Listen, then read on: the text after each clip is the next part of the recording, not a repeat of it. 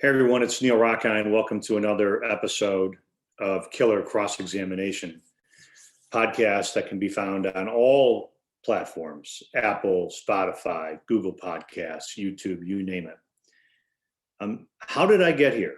I mean, not here in this seat and not here talking on this microphone, but how did I get to this point? It's a question that I get asked a lot. It's a question I get asked by clients. It's a question I get asked by fellow lawyers. I get messages from young lawyers who tell me that they're in this particular field or that particular field, and they want to, how did you get there, Neil? How did you get to that point? I want to do what you do. I want to get there. I want to be in that position. And I have said that this podcast is about my attempt to help you get more justice out of the legal system and more justice in your own lives. And if one of the ways for me to do that is to tell you my story, whether it's exciting or interesting or boring, and that's going to help people become better lawyers, and that's going to help people become better citizens, or is going to help them guide their children into particular careers or guide them out of particular careers, or is this going to help them overall understand more about who I am and how I got here, then I made that pledge and I'm going to fulfill that pledge. I'm going to tell you how I got here. I was born in Detroit, and people have asked, like, it wasn't Detroit like it is nowadays. It was different. I went to school at Detroit Public Schools. I lived in an amazing street growing up called Renfrew, and I was labeled a bad kid.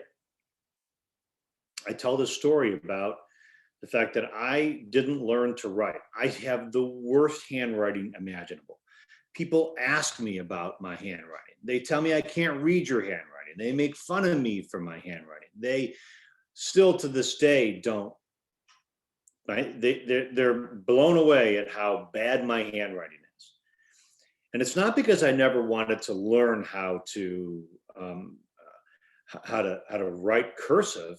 It's that I couldn't. I guess in that way I had a learning disability. But at the time, it was just considered to be a restless, incorrigible kid who would sit in this chair and fumble and move around and bounce around and play. I couldn't sit still. I couldn't concentrate. And so that was an impairment, a significant one. And I ended up, as a result, I ended up getting tested by, I remember the guy to this day. His name is Dr. Fagenbaum. And he tested me and concluded that I was ADD, attention deficit disorder. And I know that there's attention deficit disorder now, and it's become a very significant diagnosis, and people take Vyvanse or what other drug is there, Adderall or something else. But back then, it was novel. I mean, you're going back to when I was in elementary school. And at first, I was just labeled to be, bad kid, couldn't concentrate, wouldn't listen, wouldn't pay attention, wouldn't sit still. And then I became that kid that during his lunch hour, I was the one kid that had to take a pill in the middle of the day. I took Ritalin. And I wasn't a good student. I never really, in my elementary school, junior high school, and high school years, never really got over the sort of that insecurity that came from in my schoolwork. I just never got over that. I guess, unfortunately, sometimes when you end up being labeled or labeling yourself, that's sort of how you end up. That's maybe a self-fulfilling prophecy in a way, but I wasn't a good student. And then my parents ended up moving us out to the suburbs. And I went from a neighborhood that I felt very comfortable in, with friends and peers that were my best friends, to a totally different environment. I went to an environment in the suburbs where I didn't know anybody. I didn't feel like I particularly fit in, didn't feel that I was particularly well liked, didn't feel that I was somebody who was popular. And I think popularity is one of the worst things, one of the worst attributes that people can seek or bestow on others, because you don't own it. The most popular kid in the school can end up all of a sudden being the least popular when the group turns on them. The most popular girl one day ends up being the target, like Mean Girls the next. And so popularity is fleeting, but when you're a kid and you're not popular, it stings. And I think from that moment on, from those moments of being the kid that couldn't write, being the kid who had difficulty in school, being the kid who was plucked out of his school and moved out to a new environment and not fitting in necessarily, prepared me for a life of being sympathetic to the underdog, sympathetic to the David who was always battling Goliath. I think that I relate to that. I could be in lockstep with, and I could be rallying, saying, I'm for X, Y, and Z. Look behind me, and there's 100 other people behind me, and that group is all, now turned its energy onto one or two people, and I feel some empathy in many cases towards the one or two.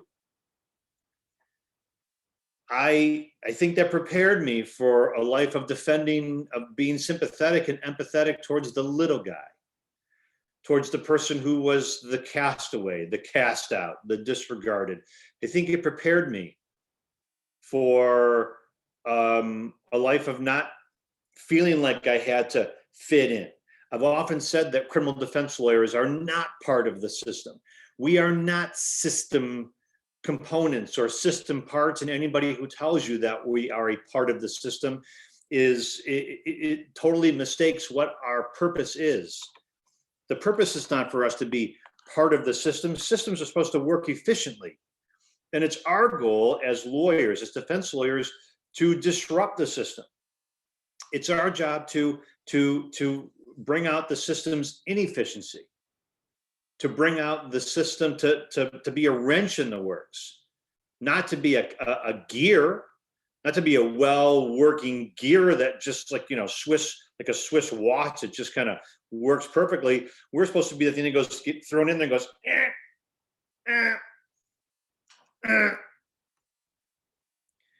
And so I think that my life, sort of my upbringing as the person who felt like I was sort of the outcast in a way, prepared me for being sympathetic to the outcast. And in society, particularly in the legal system, the outcast is the criminal defendant. It's the unpopular position. It's the unpopular person. It's the person pointed at. It's the person who's talked about as though they're not there. It's the person who sits at the only person in the entire case that has a stake in the outcome, has chips in the pot, so to speak. If the defendant is acquitted, the police officer that brought the case, he doesn't go to jail. He doesn't pay the defendant's cost of defense. If the prosecutor brings the case, they don't, and they lose, they don't pay the cost of defense or pay or go to jail. It's the defendant who's the outcast, the one who's talked about as though he were the defendant. You'll hear prosecutors all the time refer to the accused as the defendant because they want to dehumanize him. They don't want to refer to him as Benny or Jack or Eddie or Vic or whatever, or Lucy or Lisa or Stacy or whomever that the person is sitting next to us. They want to call him the defendant. They want to call her the defendant, impersonalize him or her all the time. And so it's that position, that island that they are on, that I think that my upbringing helped me relate to.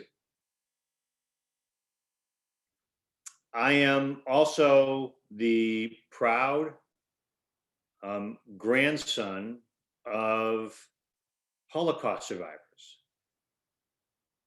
My maternal grandmother and maternal grandfather, may they rest in peace, a blessed memory, were Holocaust survivors. Came from Vienna, Austria, and they have an incredible story that I will one day share more about, but they ended up here. My grandfather, having been released from Dachau, which was, as many of you know, or all of you should know, was a concentration camp and ended up being a death camp.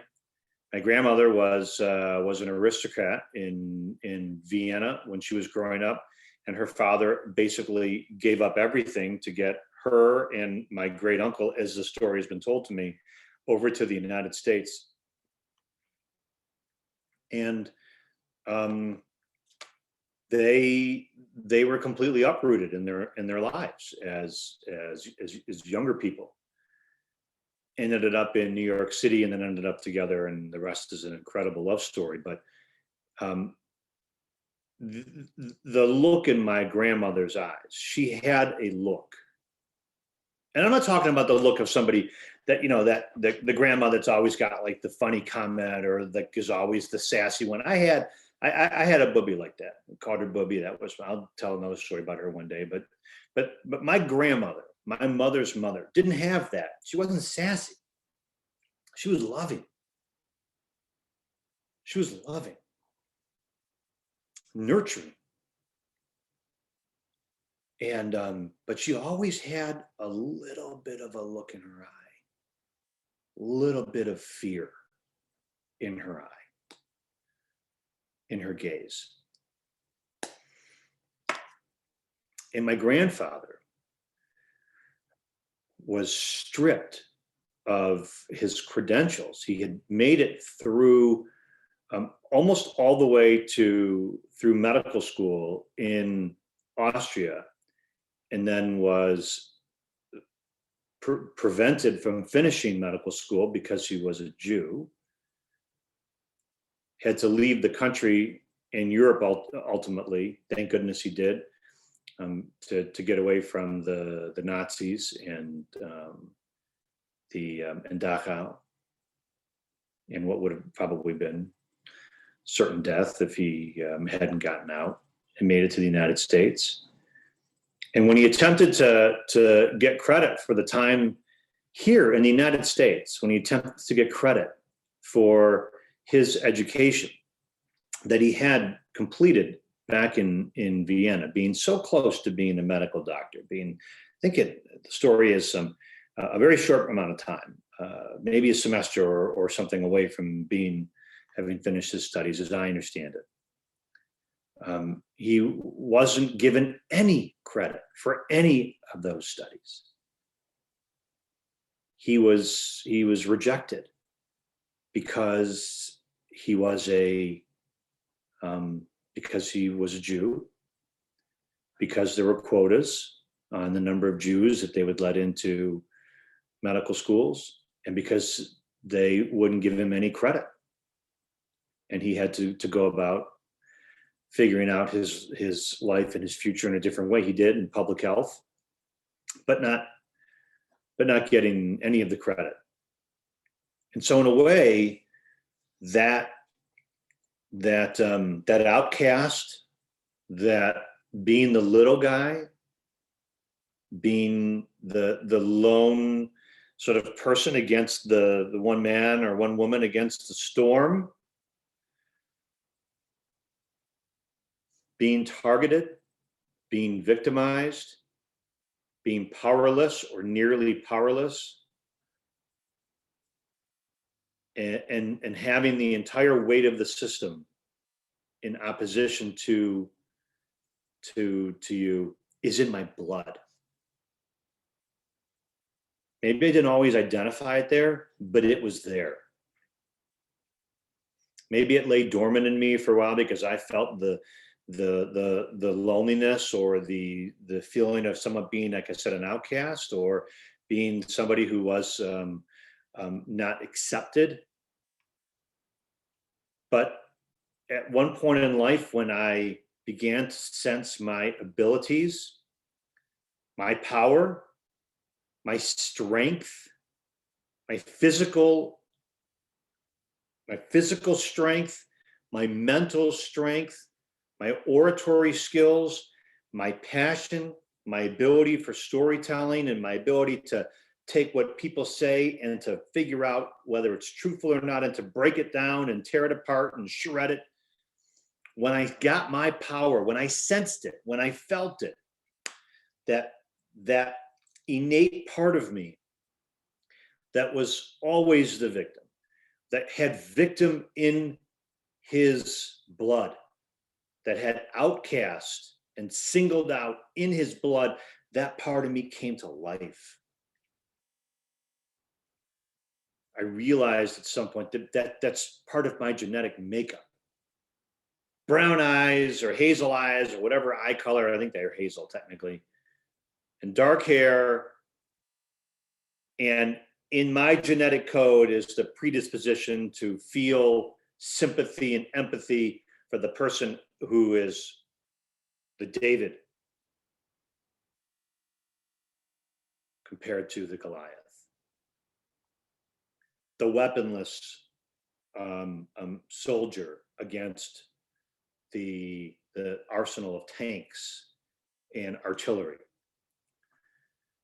the man in the storm with no warm clothes, no umbrella, no way to get through it. That was triggered in me at some point. I know triggered is like a new word. People triggered, oh, the liberals are triggered or the conservatives are triggered. I'm not fucking talking about that. I'm talking about at some point that switch was flipped on. At some point, that little part of me that's in my blood came alive, that's in my DNA, turned on when I realized that I had the power to stand in front of the little guy, the targeted, the oppressed, and I could actually use my power, my ability to protect those people. And I do that. So that's sort of how in part, how I got here. That's sort of like I talk about it. It's in my DNA. There's an article that people talk about from years ago where someone had written a story about me and said, defending the little guy is in my DNA. And the reason I said it is because it is. To this day, I can't stand seeing the big, there's a big crowd of people. And they're if I'm in a place, for example, and I see people that are harassing somebody based upon a vulnerability or based upon that being outnumbered, if I look and I relate, I'll just walk by. I get in the middle of it. People who are close to me know that it's like, oh, Neil, you're confrontational. Neil's confrontational. Neil's always looking for a fight. I'm not looking for a fight, but I'm not going to back away from one if somebody needs defending or someone needs to needs a shoulder next to them or needs a body next to them.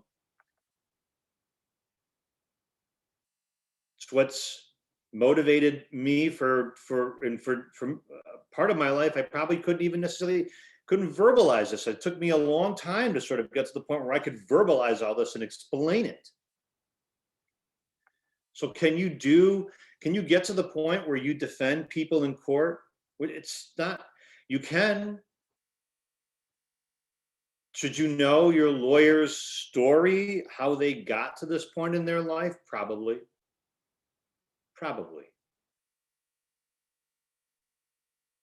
Did the person get to this point just because it was like the next step? How did they end up? Do they sort of rally? Does your lawyer, when it's the more people that rise up against him and you, does your lawyer relish that? Is is he interested? Is he like get juiced and feel the blood coursing through his veins or her veins? The more people that rise up against you, that choose to stand up against you or to try to bring you down, when the police officers are huddling together with the prosecutor in the corner, does your lawyer feel like, fuck them? They're all gonna huddle together and try, or does your lawyer like get anxious or nervous and say, you know what, look, they got to all huddle together with their appellate lawyers from the appeals division and the trial lawyers, and they got to have like a bunch of police officers there, and they're all trying to get their story straight or huddle together or strategize. They all view themselves as part of like the home team, and they view me as part of the away team. Does your lawyer sort of relish going into the home, into the be the visitor or the away team and walk in there and pull out a victory? Or is he, because that's what it is. You have to have that in your blood.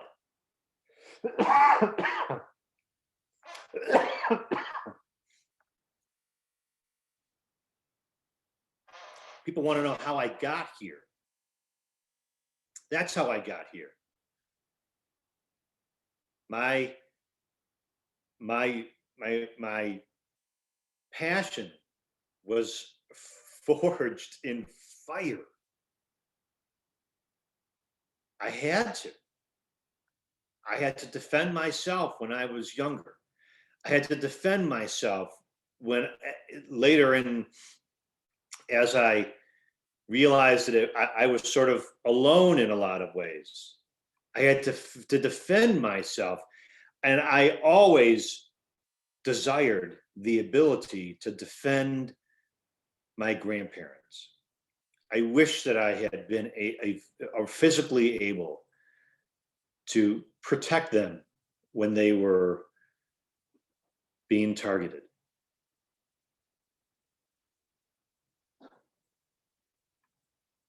So how do you get to this point? As people say, well, I mean, what makes you like the Rockweiler, nickname that was bestowed on me years ago? It's that. It's in my DNA. And there are a lot of lawyers out there, and there are a lot of fine lawyers out there. And there are a lot of lawyers out there that they don't have that feeling. They don't take this shit personally. I take it personally. You come after my client, you're coming after me. I take it personally. They cheat, they hide evidence, they destroy evidence, they lie, they abuse their privilege or hide behind their immunity or a badge. I take it personally. You're trying to hurt somebody or showing reckless disregard for, or callous disregard for someone who's turned to me, who feels alone, and I've chosen to speak up for that person. Yeah, that's fucking, I don't know what is more personal. That's as personal as it gets. So yeah, I take it personally. But there are some lawyers who don't take it personally. There are very good lawyers that don't. They would have gotten into this field and this line, and they've chosen to become defense lawyers. Some, maybe it was the next logical step in their career. Some, maybe it was they wanted to make money, and there's nothing wrong with that. But some maybe did it because they didn't have any other job, and they didn't have any other career prospects, so they just went out there and hung a shingle. Some feel it in their bones.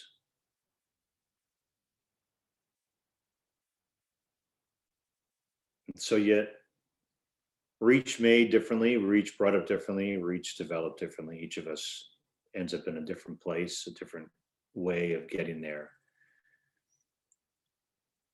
And to some of you that are listening, I think you have every right to sort of want to know your lawyer's background. I told you part of this podcast is to help you get better representation from your lawyers and to get more justice in the legal system. And part of that, I think you are entitled to ask questions of your lawyer about how did they get here? Have they ever been in a fight? Have they ever gotten their ass kicked? Do they identify with the little guy? And any way you choose to ask those questions is a way that you can choose. How many trials have they been in? Have they ever stood toe to toe, nose bouncing off of some police officers, back and forth? Have they ever got into it with the judge? Have they ever got into it with the prosecutor? When the guy walks in and says that he's the prosecutor's best friend and the judge's golfing buddy, that's the opposite of the mentality that I'm talking about here. I get along with many a prosecutor and I get along with many a judge, but no one's going to say that they're my golfing buddy, and none are going to say that they're my best pal. I'm sure of that. You ought to know that. If you know anything about me, there's no one out there going, that's my best friend. He's my golfing buddy. No, they're not saying that about me. But that's kind of what if your lawyer is one of those people and they just sort of, they love the prosecutor, my buddy, my pal, my buddy. And they love the judge, my buddy, my pal. We're family friends. She and I, we go to dinner. If that's a different mentality. That's a different mentality than what I'm talking about when people want to know how I got here. That's not my mentality. I don't have that in my background, because that would mean that I was a popular, well-liked person, and that's not how I ever viewed myself, and that's not how I view myself now. That's not who I am. If you are with a lawyer that starts talking like that, I think you ought to sit back and wonder, what does that mean? There's the old story about the guy who said, he would, I forget how it goes. He was talking about how he would rather than hire the lawyer whose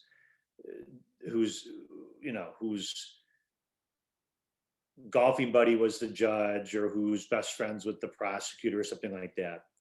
He's like, I don't need to do that, because that guy's just going to get up to the judge or go in chambers and ultimately is not going to push the guy or push the prosecutor, because they're like best friends with him. So there's going to be a point where his relationship with the judge, his golfing buddy, his relationship with the prosecutor, his best friend, that those are he can't cross that line, or she can't cross that line, because they're too friendly. And that's where the client may be sacrificed. And there was a story about some guy says, I don't need to hire that guy. I'd rather just walk into court without a lawyer, with Randy the Macho Man type, shades on, with a sparkly cowboy hat and a big old sparkly suit, the long tails and a cane and a sparkly bow tie, and on his arm, bunch of the story was told back as a guy, so a bunch of showgirls on his arm walking in. And he would say, I'd rather be that person sit in the front row, because at least in that case, the judge is going to ask, who the hell is that? Who the hell is that guy walking in there with the Randy Macho Man Savage hat and the sparkly suit and the showgirls on his arm? What's his story?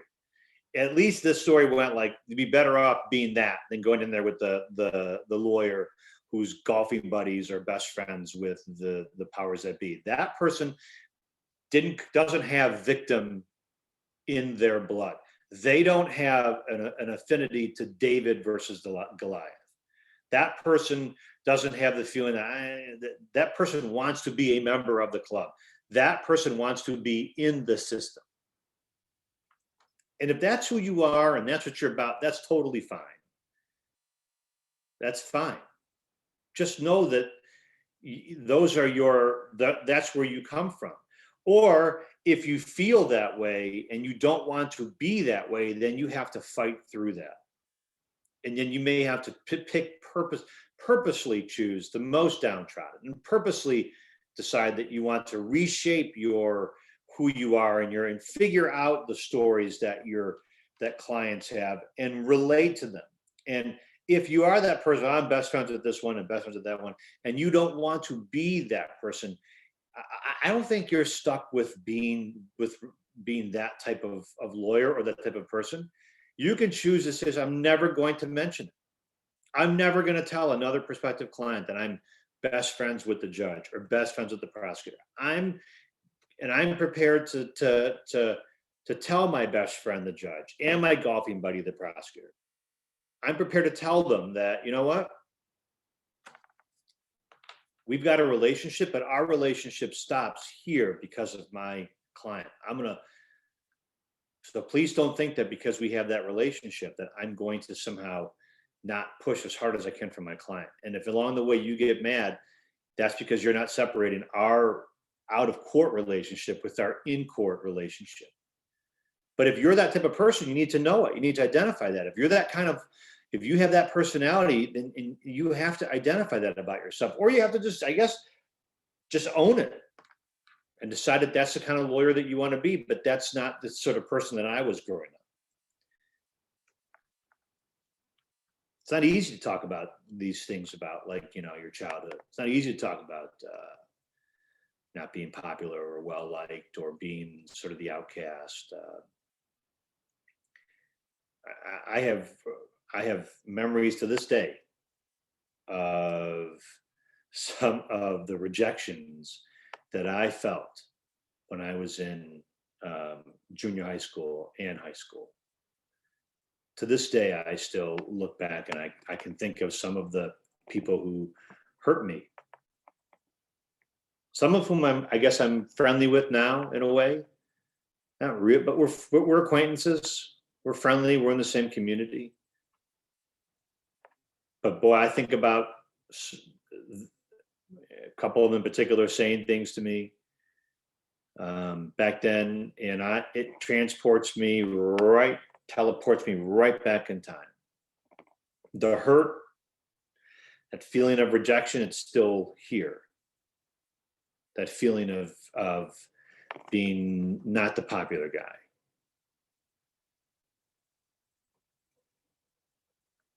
And so when I take on a case, when I get involved in a case, I can relate to the feeling of ostracization or of being outcast, ostracized, pushed aside, talked about. I can relate. That's how I got here. I'm sure other lawyers have totally different stories, but that's how I got here. I mean, there's more, and I'll tell you more about the early parts of my career or my education and the early parts of my career in another episode. But people have wanted to know what makes me tick. That's what makes me tick. That's what got me to this point. That's what started to, I guess that's when the Rottweilers started to be born. And I don't tell you this because I want to brag or I'm trying to shine my own apple or pat myself on the back or make myself feel better. It's not easy repeating some of these stories because they're painful memories of thinking back to myself or back to those days when I was younger. But they are part of my history. And to deny those things would be to deny part of how I got here. And because so many of you have asked how I got here, or where does my passion come from? I thought that I would open up and share some of those things with you. Sometimes the unpopular kid has a lot to prove